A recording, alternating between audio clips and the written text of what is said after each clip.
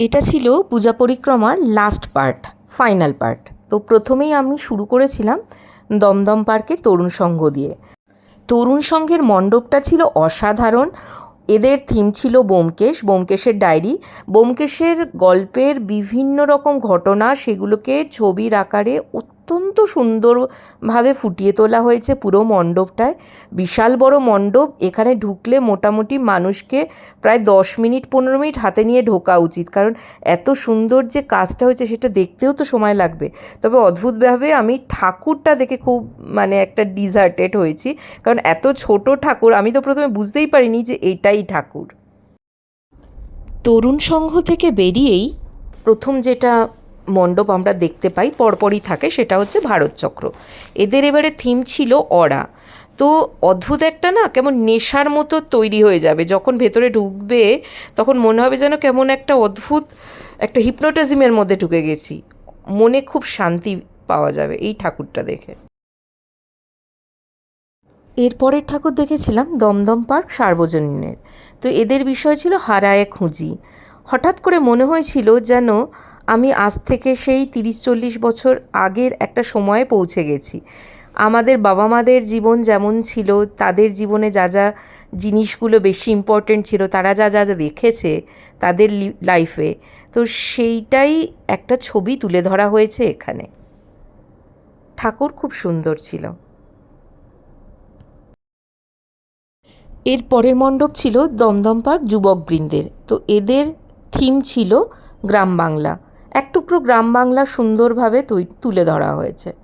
এখানে 5টা ঠাকুর হয় দমদম পার্কে, যেগুলো আমরা সাধারণত গিয়ে দেখি, এবং প্রত্যেকটি একে অপরের থেকে খুব সুন্দর হয়।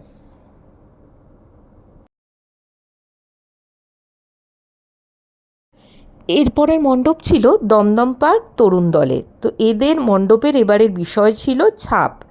বিভিন্ন রকমের ছাপ দিয়ে এদের পুরো মণ্ডপটা সাজানো হয়েছে। প্রথমে তো ঘুঁটে দেখে আমি একটু অবাক হয়ে গেছিলাম, তারপর ভাবলাম না, এটা হচ্ছে হাতের ছাপ। এছাড়া পাতার ছাপ, পায়ের ছাপ, তারপরে সন্দেশের যে ছাপ হয়, সন্দেশ বানানোর ছাপ, সেটা, বিভিন্ন রকম যে ছাপ আমরা ব্যবহার করি, সব রকম ছাপই এখানে তুলে ধরার চেষ্টা করা হয়েছে। একটু ইউনিক, ঠাকুরও বেশ ইউনিক ছিল। এর পরের ঠাকুর দেখেছিলাম লেকটাউন অধিবাসী বৃন্দের। তো এদের মণ্ডপটার থিম ছিল এবারে বই। আমরা এখন বই পড়া প্রায় বন্ধ করে দিচ্ছি, যেহেতু আমরা ইন্টারনেটের মধ্যে ঢুকে পড়েছি এবং আমরা অনলাইনে বই পড়ি। তো এমনি ম্যানুয়াল বই পড়া আমরা ছেড়ে দিয়েছি। তো সেইটাই এদের থিম ছিল। হঠাৎ করে ঢুকলে মনে হবে কোনো লাইব্রেরিতে ঢুকে পড়েছি। একেবারে পাঠ্য বই থেকে গল্পের বই, সব রকমের কালেকশান এখানে প্রচুর ছিল। মণ্ডপটাই পুরো বইয়ের কালেকশান। ঠাকুর খুব সুন্দর ছিল। এরপর দেখেছিলাম শ্রীভূমি স্পোর্টিং ক্লাবের ঠাকুর। তো এরা তো যা করবে তাতেই মানুষের ভিড় লেগে যাবে। মহালয়ার থেকে শুরু করে একাদশী দ্বাদশী অবধি এখানে লোকের ভিড় ছিল দেখার মতো। সবচেয়ে বেশি ভিড় হয় বোধহয় এই ঠাকুরটা দেখার জন্য, যাই করে তাতেই ভিড়। এবারে এদের থিম ছিল স্বামীনারায়ণ টেম্পল, বোধহয় নিউ জার্সির কোনো একটা মন্দিরের আদলে এদের মণ্ডপটা তৈরি করা হয়েছিল। সুন্দর ছিল।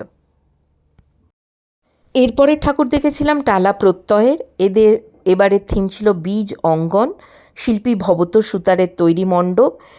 এদের প্রত্যেকবারের থিমটা এমন হয় যেটা সাধারণভাবে আমাদের বোঝার একটু উপর দিয়ে যায়। তো এবারে এরা আমাদের চাষবাসের ক্ষেত্রে বিভিন্ন যে খারাপ জায়গা, সেটাকে তুলে ধরেছিল মূর্তি অনবদ্য। এরপর দেখেছিলাম টালা বারোয়ারির ঠাকুর। এবারে যদি মণ্ডপ সজ্জায় আমি দমদম পার্ক তরুণ সংঘকে 1 নম্বর দিই, তো এই টালা বারোয়ারিকে 2 নম্বর বা 1 নম্বর দেওয়া যায়, কারণ তরুণ সংঘ এবং টালা বারোয়ারি দুজনেই একে অপরকে টক্কর দিয়েছে আমার মতে। অসম্ভব সুন্দর মধুবনী পেন্টিংয়ের কাজ, এত সূক্ষ্ম কাজ এবং এত ভরাট কাজ, দেখলে চোখ জুড়িয়ে যাবে। তো আমি এই মণ্ডপে ফাঁকাও পেয়েছিলাম, 10-15 মিনিট ধরে ভাই এনজয় করেছি। খুব সুন্দর ঠাকুর, যেমন সুন্দর ঠাকুর তেমন সুন্দর মণ্ডপ, দেখার মতো, অনেক সময় নিয়ে দেখার মতো। খুব ভাল লেগেছে। এই মণ্ডপে ঢুকলে এত রং বেরং দেখলে মন এমনিই ভালো হয়ে যাবে সবার। দুর্গাপুজো তো নিশ্চয়ই সবার পুজো, মন ভালো করার পুজো।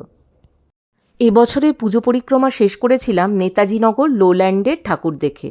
বরানগর থানার পিছনে এই মণ্ডপটি একটু আলাদা আমার রুটের থেকে, কিন্তু তাও প্রত্যেক বছর এদের মণ্ডপটা আমি অবশ্যই দেখি। তার কারণ এদের একটা বিশাল জায়গা জুড়ে প্রচণ্ড সূক্ষ্ম সুন্দর কাজের মণ্ডপ হয়, দেখার মতো মণ্ডপ হয়। এরা প্রত্যেকবারই আমাকে হতাশ করে না। আর এবারের ঠাকুরটাও আমার বেশ ভাল লেগেছিল।